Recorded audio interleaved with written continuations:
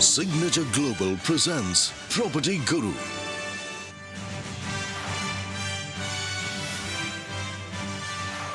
Hello, welcome, नमस्कार, बहुत बहुत स्वागत है आपका CNBC आवाज पर। आप देख रहे हैं property Guru presented by signature global. आपके साथ मैं हूं आपका होस्ट विपिन भट्ट, लेकर हाजिर हैं एक बार फिर ही आपका मनपसंद शो अपने नए रंग रूप और कलेवर के साथ। उम्मीद करते हैं आपको पसंद आ रहा होगा। तो आज के शो में भी ढेर सारी बातें होंगी, आपको आपके सवालों के जवाब मिलेंगे, इन्वेस्टमेंट टिप्स मिलेंगी, साथ में बहुत सारी बातें रियल एस्टेट मार्केट के ताज़ा अपडेट के साथ। और ये सारी बातचीत करने के लिए आज हमारे साथ हैं प्रॉप स्टोरी के को फाउंडर आशीष महाजन। आशीष जी, बहुत बहुत स्वागत है आपका प्रॉपर्टी गुरु में। तो आज जरा सीधे दर्शकों के सवालों से ही शुरू करते हैं और उसी पर फिर हम बातचीत को आगे बढ़ाते हैं। तो हमारे जो पहले कॉलर हैं वो भी फोन लाइन पर आ चुके हैं और ये हैं मिस्टर जीत बिस्वा और कॉल कर रहे हैं न्यू दिल्ली से। बिस्वा साहब, बहुत बहुत स्वागत है आपका प्रॉपर्टी गुरु पे। बताइए क्या पूछना चाहते हैं। विपिन जी, मैं Aurum alumni bliss sector 22D Yamuna express में एक प्रोजेक्ट है। ओके। 3 BHK साइज है, 2765 स्क्वायर फीट का। ओके। और 10,250 पर स्क्वायर फीट का रेट बता रहे हैं। तो ये प्रोजेक्ट कैसा है, क्या है, मेरे इस प्रोजेक्ट के बारे में जानना चाह रहा हूँ। राइट, तो ये है Aurum alumni bliss, location sector 22D Yamuna express way. जरूर इस पर हम राय लेते हैं। आशीष जी, तो अभी तो इनको इसमें इन्वेस्ट करना है, खरीदना है इसे, लेकिन जस्ट एक जानकारी चाहते हैं कि प्रोजेक्ट है कैसा। जी विपिन जी, मैं लोकेशन के बारे में ज्यादा बात कर सकता हूँ कि यमुना एक्सप्रेसवे जो अभी नोएडा इंटरनेशनल एयरपोर्ट के कमर्शियलाइज होने के कारण यमुना एक्सप्रेसवे में ऑब्वियसली डिमांड अच्छी है और एक फ्यूचरिस्टिक लोकेशन जो हुआ करती थी अब वो लोगों के रीच में आ गई है। इनफैक्ट मैं कल एक काफी इंटरेस्टिंग न्यूज पढ़ रहा था कि Delhi airport and Noida airport को सरकार प्लान कर रही है कि through tunnelling they will try and join. So ये सारी एक बहुत पॉजिटिव न्यूज है। और अगर हम बात करें यूपी की, as such there is very high focus on development and industrialisation of the state, जिसका इम्पैक्ट नोएडा में सबसे पहले आता है क्योंकि नोएडा एक काफी एडवांस शहर है स्टेट के अंदर। अभी ये कह रहे हैं कि ये प्रोजेक्ट रेडी है, तो अगर रेडी है तो ये जाके डेफिनेटली उसको इवेल्युएट कर सकते हैं कि किस तरह की कंस्ट्रक्शन हुई है, किस तरह की क्वालिटी है और किस तरह की एमिनिटीज इनको दी गई हैं। रेट के हिसाब से अंडर 10,000 पर स्क्वायर फीट लग रहा है, जो कि एक ठीक रेट है उस लोकेशन में। इस समय इसी तरह का प्राइस प्रेवलेंट है। डेवलपर के बारे में मेरे को ज्यादा जानकारी नहीं होगी, इसीलिए मैं रिकमेंडेशन यही दूंगा कि आप अच्छे से जांच परख कर सकते हैं, क्योंकि एक रेडी प्रोडक्ट है और आप ऑनलाइन उसके रिव्यूज वगैरह भी चेक कर सकते हैं। कोई बायर्स मिल जाए एग्जिस्टिंग, तो उनसे भी आपको अपनी इन्वेस्टमेंट के बारे में, पॉसिबल इन्वेस्टमेंट के बारे में काफी कुछ पता लग सकता है। राइट, तो लोकेशन बहुत बढ़िया है और बाकी क्यों ये लोकेशन अच्छी है, क्यों इसका फ्यूचर बहुत अच्छा है, क्या क्या डेवलपमेंट हो रहे हैं वहाँ पर, वो सारी कहानी आपको आशीष जी ने बताई। एज सच प्रोजेक्ट के लिए भी कोई नेगेटिव उनके पास नहीं है, लेकिन स्टिल जैसा वो कह रहे हैं कि एक बार आप जाके थोड़ी बातचीत करें, देखें, समझे, कोई और उसमें ले रहा है तो उससे भी बातचीत करके हल्का सा आइडिया ले सकते हैं इसके बारे में, लेकिन एज सच कोई नेगेटिव नहीं है। And for the rest of location तो बहुत अच्छी है और फ्यूचर भी यहाँ ब्राइट लग रहा है, क्योंकि काफ़ी कुछ infrastructure development in and around होता हुआ नजर आ रहा है। अगले कॉलर भी आ गए हैं फोन लाइन पर, मिस्टर शोभित नरूला, और कॉल आ रही है गुरुग्राम से। एक बार फिर से NCR से। शोभित जी, स्वागत है आपका। क्या सवाल होगा? Good afternoon sir. Good afternoon sir, मैं शोभित बोल रहा हूँ गुड़गांव से। एक्चुअली मैं इन्वेस्टमेंट पॉइंट ऑफ व्यू से जयपुर में एक प्रोजेक्ट सर्च कर रहा था, जिसमें मैं over the period of time, जैसे 4 इयर्स का एक टाइम लाइन मुझको मिल जाएगा। उसमें 1.35 CR के अप्रॉक्स में एक प्रोजेक्ट आ रहा है, आशियाना ओमा, जयपुर में मानसरोवर एक्सटेंशन रोड पे। ओके। तो मैं इन्वेस्टमेंट पॉइंट ऑफ व्यू से उसको देखना चाह रहा हूँ कि क्या मुझे फ्यूचर में उसमें कैपिटल एप्रिसिएशन मिलेगा, और अगर कल को फ्यूचर में मैं यहाँ से जॉब से अपनी रिटायर होके फ्यूचर में प्लान करता हूँ जयपुर में रहना, तो क्या वो मेरे लिए ठीक होगा? जो मेरे लिए वरी पॉइंट है वो ये है कि जयपुर में थोड़ा सा सप्लाई वाटर के क्राइसिस हैं। तो वो टैंकर्स पे डिपेंडेंट है मेजरली सोसाइटीज। तो क्या इसमें इन्वेस्टमेंट पॉइंट ऑफ व्यू से ठीक रहेगा? और अगर इसमें नहीं है तो मेरे लिए एक ऑल्टरनेट ऑप्शन है खांडवा रोड इंदौर में, जो मैंने प्लॉटिंग सर्च करी है। तो मैं आपसे सजेस्ट चाह रहा था कि कहाँ ठीक रहेगा मेरे लिए। अच्छा, तो आप थोड़ा ये बताएं शोभित कि आप बिलोंग कहाँ से करते हैं, क्योंकि एक आप खंडवा रोड पे लेना चाहते हैं इंदौर के अंदर, दूसरा आप देख रहे हैं मानसरोवर के उधर जयपुर में, तो ये दोनों ही बिल्कुल अलग अलग लोकेशंस हो गई, तो मैनेज कैसे करेंगे? कहाँ हैं आप और कहाँ, मतलब किस जगह को बिलोंग करते हैं? सर मैं बिलोंग करता हूँ आगरा से और जॉब मेरी गुड़गांव मानेसर में है। But pollution point of view से मैं इस एरिया को नियर फ्यूचर में छोड़ना चाहता हूँ और चाहता हूँ अपनी फैमिली के साथ किसी एक अच्छी सोसाइटी या सिटी में रिलोकेट हूँ। और मैंने उसके लिए जयपुर, इंदौर, पुणे ये कुछ सिटीज शॉर्टलिस्ट करी हैं जहाँ पर मैं रिटायर होकर रहना चाहता हूँ। और इस पॉइंट ऑफ व्यू से एक प्रोजेक्ट आ रहा था आशियाना ओमा जयपुर में। Got your point.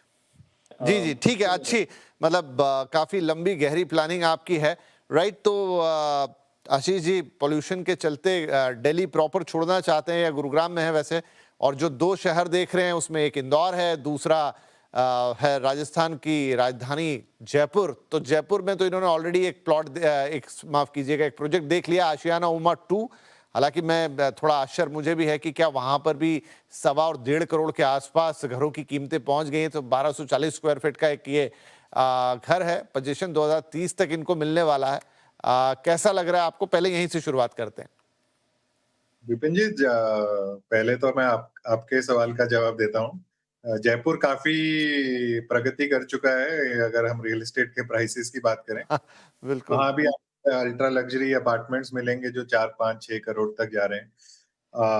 बात सारी वही है कि कैपिटल सिटी है एक बहुत बड़े स्टेट की, और इतने ज्यादा शहर राजस्थान में उस मुकाम पे आते भी नहीं है कि वो जयपुर से compete कर सके। तो एक एफिनिटी तो होती है लोगों की कि मैं अपनी स्टेट में सबसे बड़े शहर में आके बसना चाहूंगा, राइट। और पर्पस से बिजनेस पर्पस हो सकता है, रिटायरमेंट जैसे इन्होंने कहा। बाकी आशियाना एक अच्छा ग्रुप है, पैन इंडिया प्रेजेंस वाला ग्रुप है, तो उसके साथ गलत नहीं हो सकते। जो इन्होंने पानी के सप्लाई वाली बात बोली, देखिए पानी के सप्लाई का इशू तो आई थिंक ऑलमोस्ट हर ही शहर में है, जितने भी शहरों का इन्होंने नाम लिया। और आज से 4, 5 साल बाद क्या रहेगा वो सब हम सिर्फ कल्पना ही कर सकते हैं। कि मैं जैसे बैंगलोर में रहता हूँ, बैंगलोर में तो नोन है कि सिटी पानी की शॉर्टेज है। वाटर टैंकर्स पे ही, शॉर्टेज नहीं भी हो लेकिन वाटर टैंकर पे ही आप सरवाइव करते हैं। सो हर सोसाइटी, देखिए हर सोसाइटी अक्रॉस इंडिया वो अच्छे बिल्डर की वो प्रोविजन जरूर बनाती है। अभी सप्लाई कनेक्ट करना जो है वो सरकार का काम है। उसमें कई चीजें इन्वॉल्व होती हैं, डायरेक्ट इनडायरेक्टली सप्लाई आती है नहीं आती है। और एनी हाउ, बट जयपुर एक अच्छा शहर है। इनफैक्ट मेरे रिसेंट मोस्ट ट्रैवल में मैं अगर जयपुर गया हूँगा तो मैं काफी सरप्राइज था कि जिस तरह से वहाँ पे शहर का डेवलपमेंट हुआ है in terms of road network, और जो पेरीफेरी को, इस सेंटर ऑफ सिटी को तो आप ज्यादा चेंज कर नहीं सकते। पेरीफेरी वगैरह में मतलब it looks like Chandigarh in terms of बहुत वाइड रोड्स हैं और होटल्स हैं और काफी हाउसिंग सोसाइटीज भी आ रही हैं। जी। और सिमिलरली इंदौर, इंदौर का मेरे को रिसेंट तो इतना अनुमान नहीं होगा, पर इंदौर भी एक काफी प्रोग्रेसिव शहर है मध्य प्रदेश स्टेट का, और काफी इंडस्ट्रियलाइज्ड है। दोनों ही शहरों में आईटी का आगमन हुआ लेकिन आईटी बढ़ नहीं पाया, तो एक वो लैगिंग फैक्टर रह गया। पर जो इनका गोल है कि मैं रिटायरमेंट लेना चाहूंगा इन शहरों में, तो वो डेफिनेटली परस्यू किया जा सकता है, क्योंकि बहुत ज्यादा बसावट वाले शहर नहीं है, पॉपुलेशन उतनी ज्यादा नहीं है। बट ये जरूर है कि जो पॉल्यूशन से ये दिल्ली से जाना चाहते हैं, शायद पुणे, इंदौर, जयपुर में उनको उतना राहत मिले नहीं। ओके, सो क्योंकि ये शहर भी इंडस्ट्रियलाइज होने के कारण पोल्यूशन तो यहाँ पे भी ज्यादा ही है, बट जो स्मॉग का इशू आता है दिल्ली एनसीआर में, राइट। वो पीटर की। और तो जो फिर इन्होंने भी अगर आशीष जी इनको एक विकल्प देना हो कि आप, वैसे तो इन्होंने पुणे का भी नाम लिया लेकिन उससे कोई ऑप्शन मांगा नहीं, लेकिन अगर जयपुर और इंदौर के बीच में चुने तो क्या बेटर होगा? मेरे ख्याल से देखिए, अगर हम टेम्परेचर वेदर की बात करें तो दोनों ही शहरों में सिमिलर सा ही वेदर एक्सपीरियंस करेंगे। मे बी इंदौर बिकॉज वो इनके आगरा से भी शायद थोड़ा क्लोज होगा, बट आई थिंक इतना कुछ डिफरेंस दिख नहीं रहा है मुझे। बट जयपुर डेफिनेटली इंदौर से मेरे ख्याल से थोड़ी और प्रोग्रेसिव शहर है, तो वो एक कॉल ये ले सकते हैं। और दिल्ली एनसीआर के काफी करीब पड़ता है, तो दिल्ली में काफी होने वाली हलचल और इकोनॉमिक डेवलपमेंट का जयपुर पे भी फर्क आता ही है, I think because of fast connectivity and all to that place. Right. I think उस हिसाब से अच्छा माना जा सकता है, बट इतना कुछ डिफरेंस दोनों शहरों में मेरे ख्याल से कोई बहुत बड़ा डिफरेंस है नहीं।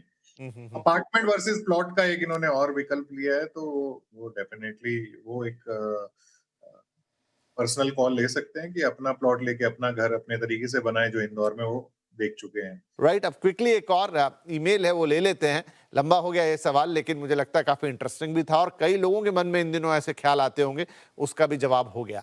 ये है आयन पॉल साहब का अगला एक ईमेल जो कि आया बंगलुरु से। पूछ रहे हैं शोभा का एक प्रोजेक्ट है विक्टोरिया पार्क, लोकेशन है हनूर और 3 BHK है, 1800 स्क्वायर फीट का, ऑलमोस्ट 2.25 करोड़ रुपए इसकी प्राइस है, रेडी पोजीशन है। क्या मुझे रजिस्ट्री से पहले ही इसे बेच देना चाहिए या किराए पर देना बेहतर रहेगा? फिलहाल पैसों की जरूरत नहीं है लेकिन मैं जानना चाहता हूं कि अभी बेचना सही रहेगा या अगले 5 से 10 साल में इसकी कीमतें और बढ़ सकती हैं। तो एक इन्वेस्टर है सर जिन्होंने ऑलरेडी ये प्रोजेक्ट में मतलब पोजीशन इनको मिल गया है और तैयार है जैसा उन्होंने लिखा, लेकिन फाइनली अब ये पूछ रहे हैं कि क्या वो रजिस्ट्री करने से पहले ही इसे बेच दें या थोड़ा रखें तो फायदा और बढ़ेगा। विपिन जी, आई थिंक जो 1.71 करोड़ उन्होंने कोट किया है, मेरे ख्याल से ये इनका बाय प्राइस रहा होगा। ये कोविड के टाइम 21 या 22 में प्रोजेक्ट लॉन्च हुआ होगा। हन्नूर नॉर्थ बैंगलोर की एक काफी मानी हुई मार्केट, रियल एस्टेट मार्केट है, जहाँ पे प्रोजेक्ट बन गया है। और शोभा बैंगलोर में गोल्ड स्टैंडर्ड की तरह बायर्स के लिए एग्जिस्ट करता है एज ए डेवलपर, जो वो प्रोडक्ट्स बनाता है, जो उसकी क्वालिटी का एक पैरामीटर है और डिलीवरी टाइमलाइंस की एडियरेंस है। मतलब तो मेरे ख्याल से जो आज इसका प्राइस होगा वो 12-13 हजार रुपए पर स्क्वायर फीट होगा, तो 2.5 करोड़ के आसपास इनकी ये प्रॉपर्टी होगी। अब ये प्रॉपर्टी ऐसे जंक्चर पे ऑब्वियसली उन्होंने लिखा ही है कि वो रजिस्ट्री के लिए जा रहे हैं एंड ऑल दैट, तो मेरे ख्याल से हन्नूर एक काफी अच्छा फास्ट डेवलपिंग लोकेशन है नॉर्थ बैंगलोर का, और नॉर्थ बैंगलोर एयरपोर्ट और अपकमिंग आईटी के कारण काफी अग्रसर है बैंगलोर में। ईस्ट बैंगलोर को टॉप माना जाता है क्योंकि बहुत सारा आईटी का जो ऑलरेडी एग्जिस्टिंग है वो ईस्ट में है, और उसके बाद आती है नॉर्थ। तो नॉर्थ की तरफ सिटी प्रोग्रेस कर रही है और ये शहर के ज्यादा दूर नहीं है, तो मेरे ख्याल से इनको ये प्रॉपर्टी रिटेन करनी चाहिए थोड़े टाइम के लिए। ये इसको रेंट पे या आई डोंट नो उनको खुद मूव करने की जरूरत है कि नहीं, पर अच्छी बनी है और उसमें रहा जा सकता है, अच्छी लोकेशन पे है, और 3-4-5 सालों के बाद एक consider to sell it in the market and appreciation expect कर सकते हैं, क्योंकि competing projects from not so big developer है शोभा, वही आज की डेट में 10,000-11,000 रुपए पर स्क्वायर फीट पे कोट किए जाते हैं, जो इधर से 5-6-8 किलोमीटर दूर और होंगे। और हन्नूर जो है, Hennur is alternate airport road basically. अगर कोई बैंगलोर आएगा तो एक मेन एयरपोर्ट रोड है जो सिटी के पास पहुंच के आप चौक हो जाते हैं, और एक सेकंड ऑल्टरनेट रोड है वो हन्नूर के थ्रू ही जाती है। वो उतनी ड्राइवेबिलिटी में आज अच्छी नहीं है, बट डेफिनेटली आने वाले सालों में सरकार उसको भी एक फास्ट एक्सेस देगी, क्योंकि इतनी रिहाइश है इस एरिया में कि people want to go to airport, तो उनको इधर के थ्रू जाना पड़ता है। और कमर्शियली तो ये एरिया बहुत अच्छा डेवलप हुआ है, मार्केट्स वगैरह जो आपको इंदिरा नगर वगैरह में मिलेंगे, वही शॉप ब्रांड्स अब हन्नूर में आज की डेट में देखने को मिलते हैं, जो मैंने पिछले 3-4 सालों में ये चेंज देखा है। ये तो फर्स्ट हैंड एक्सपीरियंस जो आशीष जी शेयर कर रहे हैं, क्योंकि बेंगलुरु से ही हमारे साथ जुड़ते हैं, तो उनका अपना शहर भी है। और इनफैक्ट जो आपने पूछा था कि पैसों की जरूरत नहीं है, तो जो आपकी प्रॉपर्टी ऑलमोस्ट 2.25 करोड़ की अगर 2.5 करोड़ ऑलरेडी हो गई है और सारे प्रॉस्पेक्ट को देखें तो आगे उसमें और बेहतर होने के चांसेस हैं। एक अच्छे डेवलपर, शोभा डेवलपर्स की प्रॉपर्टी है, तो अभी तो रखिए, अगर आपको कोई जरूरत नहीं है बेच देने की, आगे ये आपको और बेहतर रिटर्न देगी। और बहुत बहुत बधाई आपको आपके इस इन्वेस्टमेंट के लिए, क्योंकि जब आप हमसे बात कर रहे हैं वो आपको मिल भी चुका है, ऑलमोस्ट एक अच्छा अप्रिसिएशन देख भी चुका है, और आगे उसमें और भी अप्रिसिएशन के मौके दिखाई दे रहे हैं। तो इसी के साथ हमारे लिए वक्त हो गया एक छोटे से ब्रेक का, लेकिन उससे पहले आशीष जी आप बहुत बहुत धन्यवाद, आपने वक्त निकाला, हमारे दर्शकों के सवालों के जवाब दिए। राइट, और एक छोटा सा ब्रेक, लेकिन ब्रेक के बाद एक खास पेशकश आपके लिए। और हाँ, जाते जाते एक निवेदन, pg@moneycontrol.com या फिर आप अगर हमें व्हाट्सएप कर रहे हैं 7045220000 पर, जहां भी चाहें अपने सवाल भेजें, बस थोड़ा डिटेल डालें, अपना नाम और फोन नंबर लिख दें, बाकी हम पर छोड़ दें, हम देंगे जवाब। एक छोटा ब्रेक, ब्रेक के बाद हमारा एक स्पेशल आइटम आपके लिए।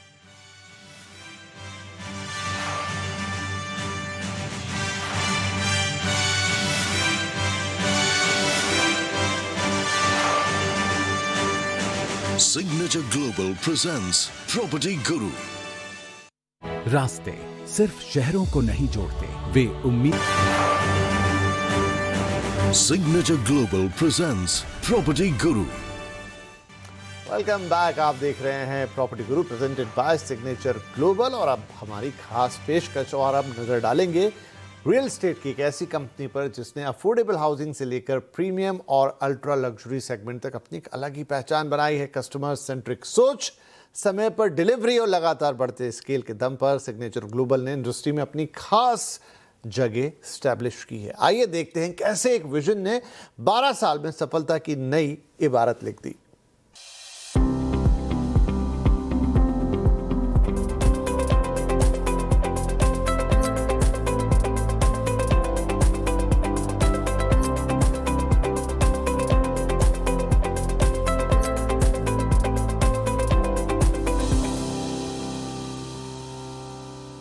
दिल्ली एनसीआर के रियल एस्टेट मार्केट में 12 साल का सफर और एक ऐसी कंपनी जिसने हर कदम पर कस्टमर का भरोसा जीता। आज सिग्नेचर ग्लोबल देश की top listed real estate companies में शामिल है।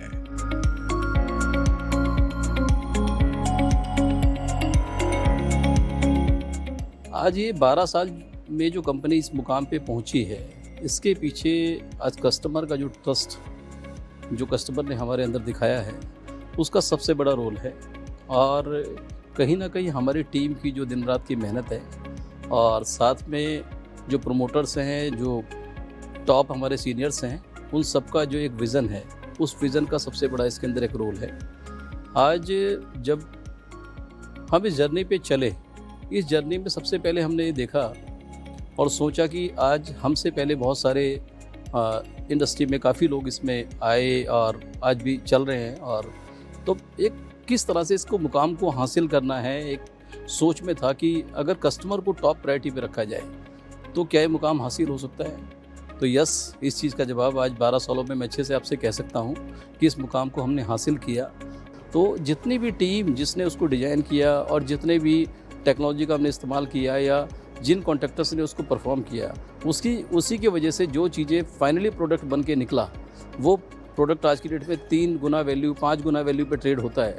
तो इन सब चीज़ों के पीछे आपकी एक अप्रोच, आपकी एक सोच, वो काम दिखती है कि किस तरीके से आपने प्रोडक्ट को सोचा और किस तरीके से डिलीवरी किया। और आज भी हम इस कमिटमेंट से बंधे हुए हैं कि हम कस्टमर सेंट्रिक अप्रोच पे ही आगे कायम रहेंगे। कस्टमर फर्स्ट अप्रोच सिर्फ एक टैगलाइन नहीं, सिग्नेचर ग्लोबल की असली पहचान है। कंपनी ने हर सेगमेंट में एक क्लियर आइडेंटिटी बनाई है। कस्टमर के ट्रस्ट को सबसे पहले सामने रखे अगर कोई चीज़ हमने की, कस्टमर सेंट्रिक अप्रोच से हिसाब से अगर हमने काम किया, तो आज हमने ये मंजिल हासिल की कि आज 12 साल में कंपनी धीरे धीरे अपने आगे की तरफ बढ़ी। जैसे जैसे पब्लिक की डिमांड थी, जैसे जैसे हमारे कस्टमर की एक ये थी, विश थी कि आज मुझे ये वाली चीज़ चाहिए, तो हमने वो चीज़ें प्रोवाइड की।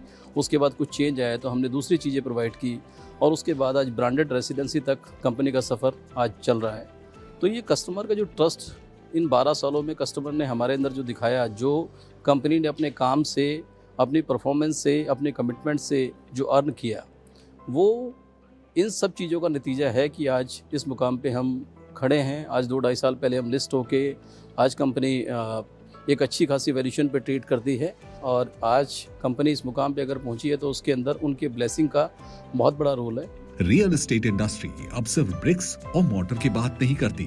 टेक्नोलॉजी इंटीग्रेशन और ESG स्टैंडर्ड्स आज किसी भी सीरियस डेवलपर के लिए नॉन नेगोशिएबल है। सबसे मेन है इंटेंट।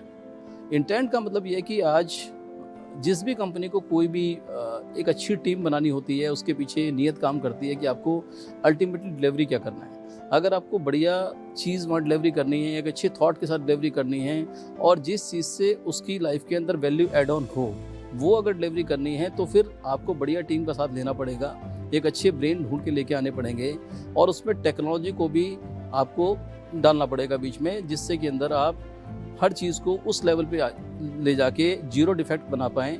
और इसके साथ साथ हमने धीरे धीरे करके अपने प्रोडक्ट को जीरो डिफेक्ट बनाने के लिए अपनी टेक्नोलॉजी को भी इन्हांस किया।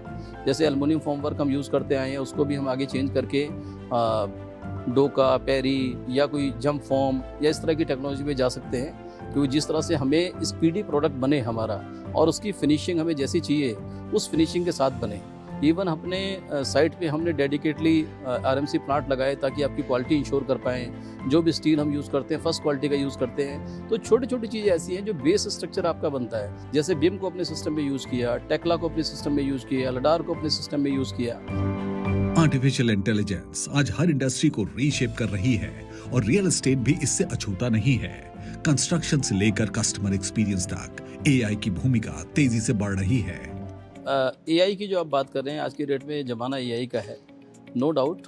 पर और इसके साथ साथ एक चीज़, एआई को लाने का एक तो विज़न तो है ही, विज़न के साथ आज की डेट में ज़रूरत भी हो गई है। जैसे लेबर की स्कैर्सिटी आज हम देख रहे हैं पूरे उसमें हम ये देख रहे हैं कि जितना आपको टेक फ्रेंडली होना है, जितना आप समय बचा पाएंगे, अपना मैन पावर को बचा पाएंगे, अपने एनर्जी को बचा पाएंगे, उसको सही दिशा में लगा पाएंगे। इसके साथ साथ हमने साइट पे भी आज लेबर का जो अगर स्कैर्सिटी है उसको रिप्लेस करने के पर्पस पे हमने बहुत सारे इक्विपमेंट ऐसे अपनी साइट पे डालने स्टार्ट कर दिए हैं जिससे हमारी मैन पावर बचे और उसके बाद हमारा जो सेकंड कमान है, फर्स्ट कमान है, उन सब की एनर्जी का फ्लो भी सही राइट डायरेक्शन में लगे, बिजनेस डेवलपमेंट पे लगे। आज साल के अंदर 8 महीने हमारा काम होता है, 9 महीने हमारा काम होता है, तो उस चीज़ को भी हम एड्रेस कर पाएँ और लोगों की एनर्जी को बचा के सही दिशा में लगा पाएँ, अपने काम को और बड़ा कर पाएँ और उसी मैन पावर से अपने खर्चों को लिमिट में करते हुए उसी मैन पावर से अपनी उसी टीम के साथ हम ज़्यादा काम को परफॉर्म कर पाएँ। मेरा ऐसा मानना है कि वो सही दिशा है।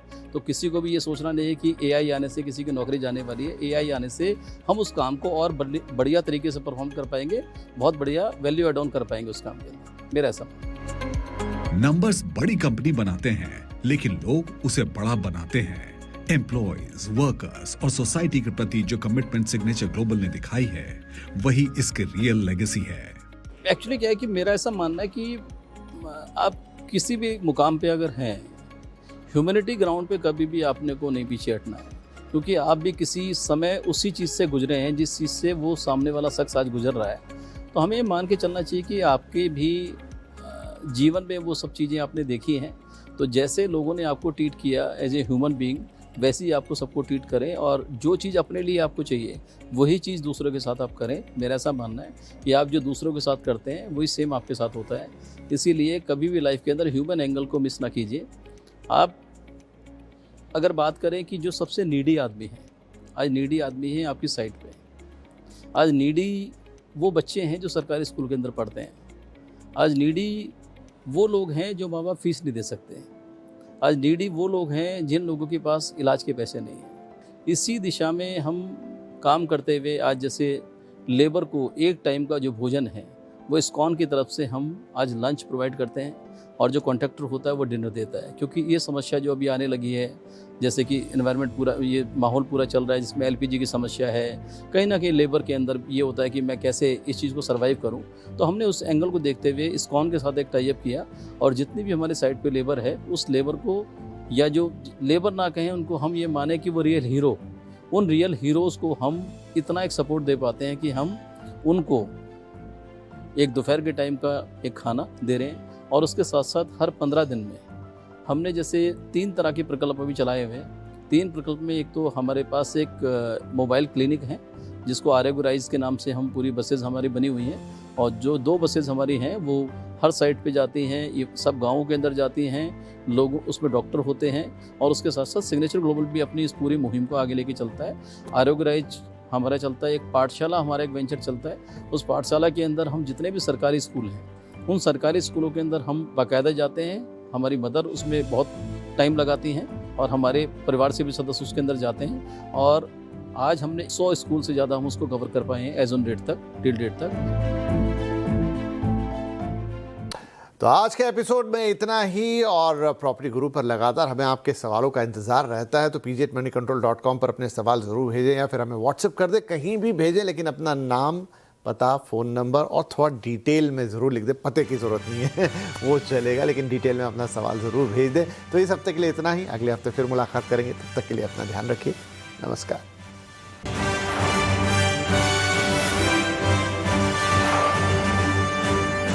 Signature Global presents Property Guru.